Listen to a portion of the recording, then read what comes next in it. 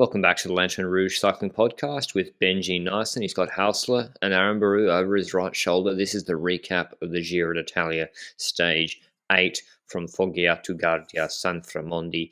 Benji and I told you 11 days ago, now on breakaway. We told you in the preview yesterday it's going to be a breakaway type stage. That was because you've got this nasty, well, not a nasty climb, a long, steady gradient climb in the middle of the stage that's too hard for the sprinters, makes the stage too hard, unless you got 2011 Sagan or somebody, descent, and then it finishes with a 3K, 6.5% climb. But actually in the last 11Ks, the 6Ks of that before the climb proper is sort of an annoying uphill around Castel Venere, 171 Ks. How did the stage start, Benji? Because there was a bit of GC action sort of at the start. Yes, surprisingly, because, well, we expected the first part of the stage to be pretty chaotic when it comes to the breakaway trying to form, and the fact that we had crosswind options was not helping that too much, because every single time that someone would get away, the peloton would realize, oh, there's perhaps someone important in there, and close it again, and then some other people try to attack over that and close that gap again, and suddenly there was Bernal in a group that got away, and it wasn't like he was suddenly there. It felt like he actually moved up to be in that position, which makes it a bit special. And every single person in that breakaway, which it looks like they were shouting at him like, go away, because of course if Bernal's in that breakaway, the others won't let them go away.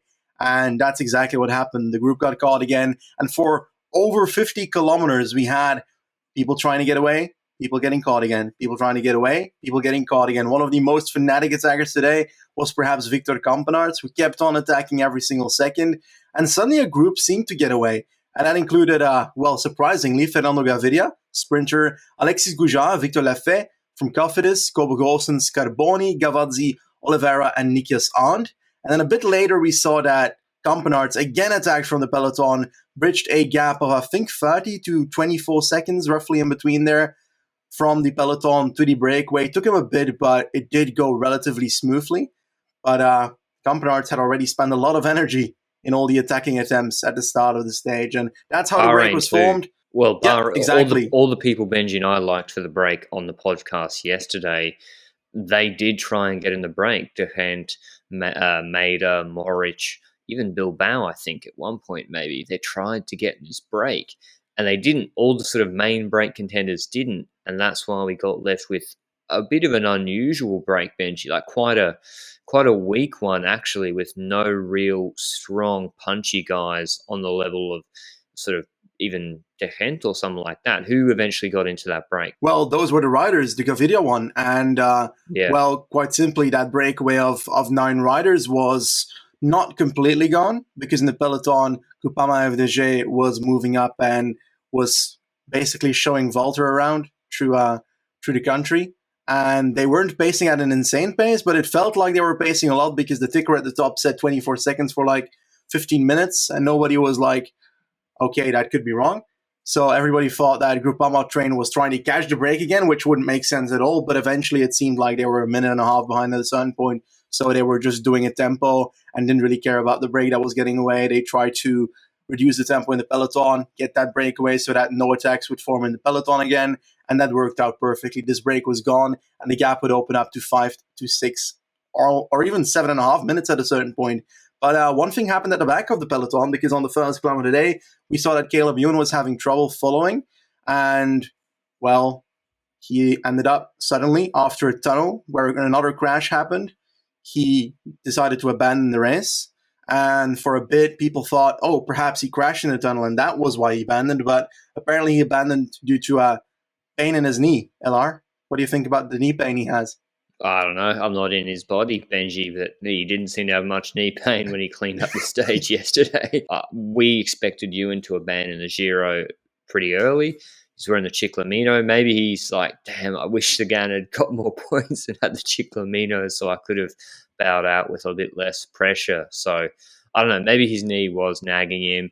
And if it was a sprint stage today, I'm sure he would have fought through it. Or if he didn't, if it was the Tour de France, for sure, with other sprint stages coming up. But his goal now is the Tour. He's won 2 stages at the Giro, job done.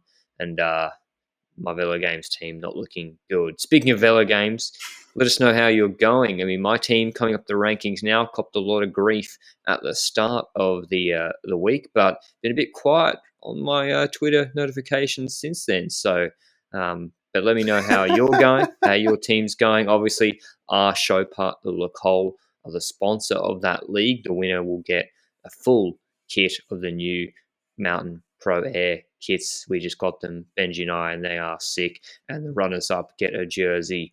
Each will be doing an even bigger thing with Lacole and Velo Games, or whatever we do with Lacole for the Tour de France. So stay tuned for that. And thanks to our show partner, Lacole, there's a discount of 20% for any LRCP listeners if you insert the code, all caps, LRCP20 at checkout. But we knew the break was winning. As Benji said, FDJ, let it go. They didn't care. Ineos didn't care. And they had a gap of 6 minutes in that break. Goujar, Campenas, Holsons, Carboni, Nelson Oliveira, Niki Sant, Gavazzi, Gaviria, and Victor Lafay. Gaviria, sprinter. Campenas, a TT rider. Holson's a young rider. There's stage winners in there, I think, of Grand Tours. Gavazzi won a Vuelta stage in 2011. Niki Sant has won a Giro stage. Giro, yeah, but I mean, sprint. You want a sprint stage. Niki Sant's won like a break stage before. Not sure if Oliveira has. Nelson Oliveira's the guy from Movistar who did the lead out for everybody in that Tirreno stage that Mads Schmidt won for an inexplicable reason. So we had that descent. And Gaviria, that Benji just mentioned, he was there to legit go for the stage. He wasn't just along for the ride. He attacked on that descent. And what happened, Benji? Because about 2 seconds later, he's on the ground. Yeah, there was no footage of what actually happened, but it was in a corner where, well, first of all, he seemed to have trouble because he ended on the ground, obviously. And we saw that the people behind him were having to take a different line because they were pretty surprised that Gaviria was there. So it was probably a pretty tricky corner. He ended up laying by the side of the road, but stood back up. He had a bit of help by the medic to get back to the front group. Let's be honest about that. But I think that I saw on social media a lot of like comments on Gaviria that it's karma for attacking in the descent. But let's be real, that's a stupid comment in my opinion, because Gaviria's only way he can win this stage is if he attacks before the final climb and has enough of a gap to have that and keep going. And how can he do that? Attack in the descent or attack just after the descent? And after the descent is risky because if you do that, then you got to find some really large gap very sudden in a few kilometers to make that happen. So I found the moment that he attacked pretty clever. Like, it is on those kind of moments that a rider like Gaviria, a Campenaerts, and Arne de Goujar need to attack if they want to win a stage like this. And Gaviria was the rider that did it. Of course, he totally miscalculated that corner and ended up on the ground. But yeah, I doubt that every rider reconned every descent in this Giro, and it was a mistake on his end, the steering mistake. But I don't think so did the FDJ something that should be laughed at. Yeah, same I think corner. The first FDJ rider did exactly the same in the peloton, almost crashed, but was able to stay on his bike. And yeah, I just didn't like that comment personally. But eventually, we saw that. I picked Morich, I think, for this stage. I thought they were going to have multiple riders in this break and they'd use the descent to attack. So, I mean, Benji and I believe that if you're allowed to attack on the uphills, you're allowed to attack on the downhills as well. It's all part of cycling. Go on, Benji, sorry. Yes, exactly. And we knew from that point that Gaviria had attacked. He was back in the group afterwards with a bit of blood on his hand. Why is the guy not wearing gloves? I don't get that. Like, that's what annoyed me about Gaviria today. The guy's not wearing gloves, and then he's surprised that his hands are bleeding if he crashes. But anyway, well, we get to the bottom of the descent, and that's when you need to think who else needs to make a move before we start to climb. You've got Campenaerts needs to make a move. Nikias Arndt needs to make a move, and Campenaerts was subtly trying to move towards the back of the group. And he went on the left side of the road, and he ended up being encountered and closed down. He did that, I think, 3 to 4 times on the flat section, and the first 3 times it didn't really go.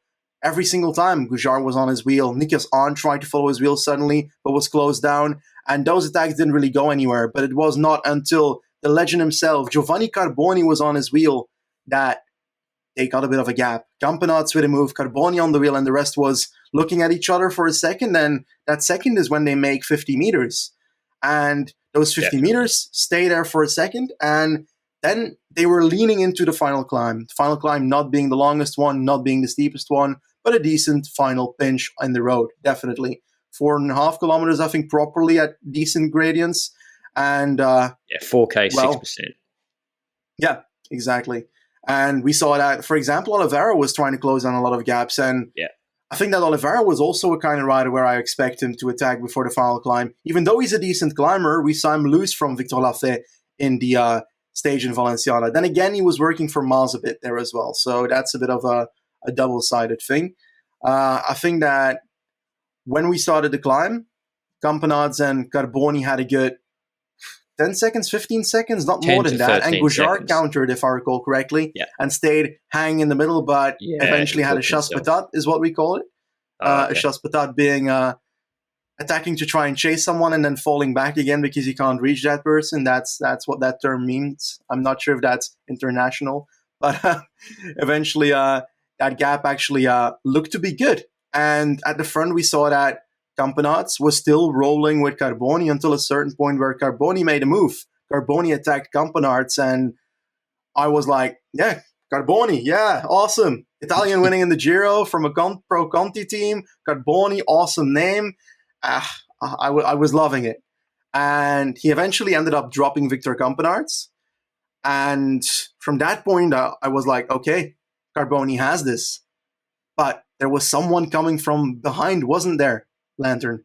Yeah, Victor Lafay. So there's two riders who've been sitting on a lot. All the other riders have been attacking. Holsons and Gouchard and Vic Campenaerts and then Carboni. Two riders had not been attacking. They've been sitting on trying to do as little work as possible or keep it together for the climb. That was Francesco Gavazzi and Victor Lafay. Gavazzi, decent climber on YOLO. And Lafay was bridging that gap so quickly. He said, thank you, Nelson Oliveira, for keeping the gap at 10 seconds for me and pulling me closer to Carboni, and then he attacked across the gap. He gets to the wheel of Carboni, realizes he can attack him straight away, and does that. Carboni can't react at all, and that was pretty much it. The only second I thought, ooh, this could be close, is Francesco Gavazzi, who's also been very experienced, 36 years old. He's been conserving energy. He starts to bridge to Lafay. But as Benji said, Lafay probably has the best climbing pedigree in this group. That climb in Valenciana was about 5.6 Ks at 7%. He was second behind Enric Mas, I think, on the stage. So once he got that gap, it was pretty much over. The GC group, by the way, 5 minutes back. So that's why we haven't even mentioned them. Lafay, he had time to post up. Plenty of time for this win for Cofidis. Won by 36 seconds on this stage, Benji. 36 seconds he put into everyone on that final climb. I think he's pretty talented, actually, Lafay, and he wins this stage for Cofidis. He's 25 years old, French. Maybe he's developing a little bit later. He's won a stage in Savoy Mont Blanc back in 2018. Just maybe he's a later developing GC rider, and we could see this guy winning more Grand Tour stages, maybe even a Tour de France breakaway stage in the coming 3 to 4 years. Would not surprise me. But here's the top 10, Benji. Lafay, Gavazzi, Nikias Arndt, Oliveira, Carboni, Holsons, Campenaerts, Gouchard, Gaviria. That's 9. And then the GC group, Benji. Before I get us 9, Almeida led the GC group, but did anything happen in that group? Anything of note? Well, we had a crash with Fabro, and I think that was the most entertaining thing on the last climb. We saw that before the climb, Israel Startup Nation was moving up and setting themselves up at the front, I guess, because nothing really happened from that. And then at a certain point, Yev was showing at the front, and then at a certain point, Bernal was showing at the front, and then Almeida was showing at the front. So everybody was at the front at a certain point on the climb. That's the jest I'm trying to make. But in the end, nobody cares in the end. Like, they rode to the line, and they had a bit of a sprint just for, like, finishing purposes, but there were no gaps in the end. Hindley got dropped, Benji. At least Hindley lost 11 seconds. No, I know, but counting him for GC. No, obviously I'm not counting him for GC, but that is fucked. Like 3.5 Ks at 6%, 6.5%, losing 11 seconds. Like, is he unwell?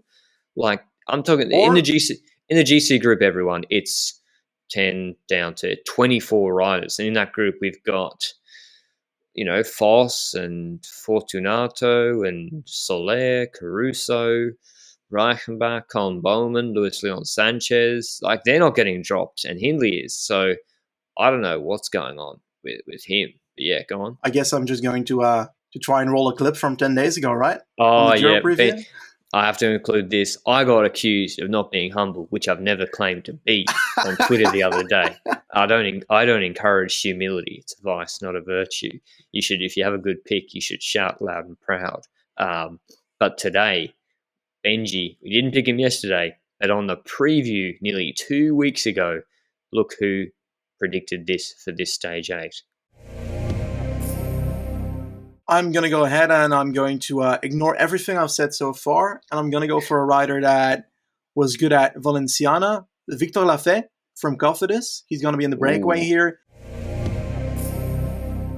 All right. I had to include that. Otherwise, Benji would have flown over to, I don't know. Andorra. I know what he would have done. Waiting at the airport. Andorra to change my Final Cut settings. But tomorrow's stage 9 from Castel di Sangro to Campo Felice, Rocca di Cambio, 158 Ks. This should be a better one. 3,500 meters of climbing, a lot of climbing. They start with an uncategorized climb of 7 Ks, 3.5%, then into the Passo Gordi, 14 Ks, 4%, then another uncategorized climb of 11 Ks, 4.5%, 12 Ks, 4.5%, 12 Ks, 5%.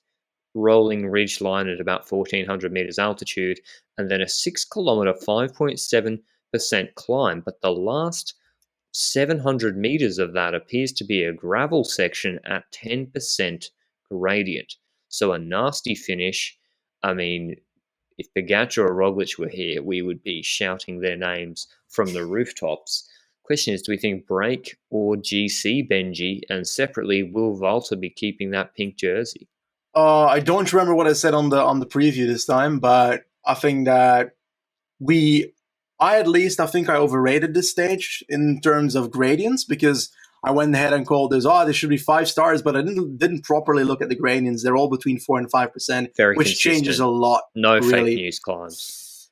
I would love for this stage to go to the breakaway. I think that there's still potential for it. And that's mainly because at the start you've got this large climbing section. On that large climbing section, I'd expect people to try and form a large breakaway, a bit in the same sense that we saw today. Instead of the headwind today, you've got the uphill section now to try and improve that. And I think that 4% gradient is enough to try and get climbers in the attack. I think the opening could be very chaotic, and people that are like 5 minutes behind could definitely try something on this stage already. It's not the longest stage either, 150K. It's always up and down. You don't have plateaus in between, except for like in the last like 30 kilometers. But I hope that the break wins. Do I think that it's going to win? This is such Ghana gradients. Let's be real. Ineos, Moscon, Ghana, Narvaez, Castroviejo. From what we've seen, they can be. I want Bernal to win. Can I say Bernal's my pick. Bernal's my pick for the stage. And I think he takes the Malia. Where is he on GC? Currently, behind Evenepoel. He's 5 seconds behind Evenepoel. Walter is 11 seconds ahead of Evenepoel. Vlasov's at 24, so he's 8 behind Bernal. If I'm Bernal, I probably want to take the Malia here. I don't know. Maybe they don't, Benji. Maybe they're like, we'll just do Montalcino. I think that would be a mistake. They've got the perfect team. Medium mountains or mountains with not steep gradients. It's the perfect team here to do this. Maybe, like, isn't this the stage where Ghana, Moscon, and Narvaez and Castro can help them most, rather than the stages like where they've got Paso Fidaya 10Ks at like 11%? They can't help there in third week. Yeah, but they can help today or tomorrow. On the opposite end, this is also, in my opinion, the perfect climbing terrain for an Evenepoel. The gradients are steady. The gradients are not yet the finish, but that's the last, how much? Kilometer and a half? No. I'm not saying he's getting dropped anywhere. I'm saying he gets distanced. Bonus seconds or something. Just at the end. At the end. And just like on... I get that. Yeah, that's my philosophy for this stage. I'm not saying Evenepoel has any trouble at all until the last 700 meters, and Bernal gets bonuses or a little 5-second gap.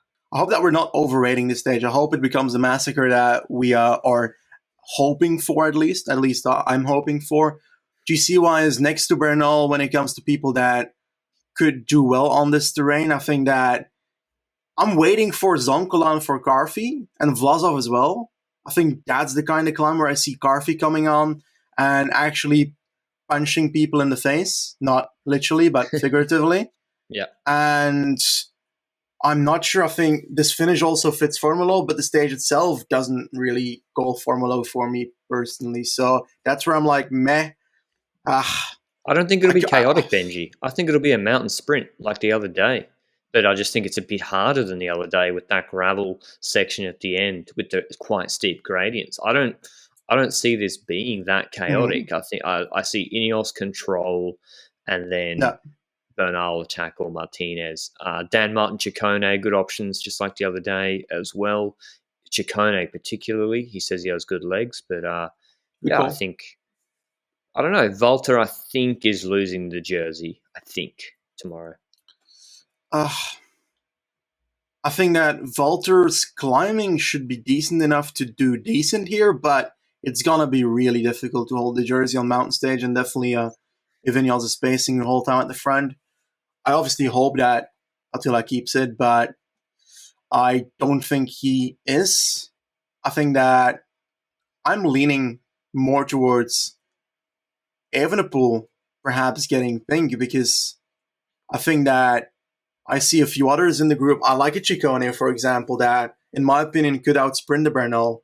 And Definitely. if that is the case, and if Evenepoel can stay at the back of that group, then the bonus seconds, 4 seconds of getting second, won't be enough to take the jersey for Bernal. So I think it's going to be really close. I'm looking forward to it. I hope that we don't get another GC rider completely out of the question yet. I feel like I want attention, and the Bernal versus Remco one is definitely doing well for me personally. But there's so many people still in the top 10, and we keep talking about those two. For example, let's say that Yates is just not peaking yet, that he's waiting for the actual mountains in the third week to make his attacks. Yeah. Well, I believe that that is possible. Like, the stages so far have not been as rough. The averages on the flat stages are insanely low. And Yeah. Crazy. yeah, because of that, I'm like, okay, perhaps, That's why I think they'll hit perhaps, it because Ineos took yeah, today off, and then they yeah, got true. stage 10 to Foligno, which Yeah, is flat stage. Sagan stage, or Nizzola, Viviani, even sprinters chase their responsibility to chase the break. Then you got a rest day before Montalcino. So this is the last GC day before the rest day. I think that's why I think Ineos can and should hit it. But we'll see. Benji and I think we're hoping for a lot of GC action. I'm not holding my Yeah. breath. This looks to me like a token gravel section at the top to sort of spice up the last 3 minutes rather than we don't see anything in the first 75-90% of the stage almost to create huge gaps, frankly, unless someone's sick. If they're on, they're not creating gaps. Maybe we haven't seen the Like, weather forecast. Is there rain or wind or anything that we're missing? I have no clue. I'm not a weatherman Bloody right anymore. now and I've check. stopped as a weatherman, and I think that I also checked the weather for Montalcino, by the way, and it's looking relatively sunny, so that's pretty sad. I Yeah, hope that that changes. But for the next stage, I'm clearly trying to take time right now because I have no clue yet, and I'm typing it in Google as we speak to figure out the weather on Campo no, Felice it doesn't matter. tomorrow, and it's pretty sunny, unfortunately. And crosswinds and echelons don't exist in Italy. They can't be maintained. That's enough on this stage and previewing tomorrow's stage. We hope you enjoyed this podcast. If you like it, like the video down below if you're watching on YouTube, or give us a review or a rating on podcast players. But until then, we'll see you tomorrow. Ciao.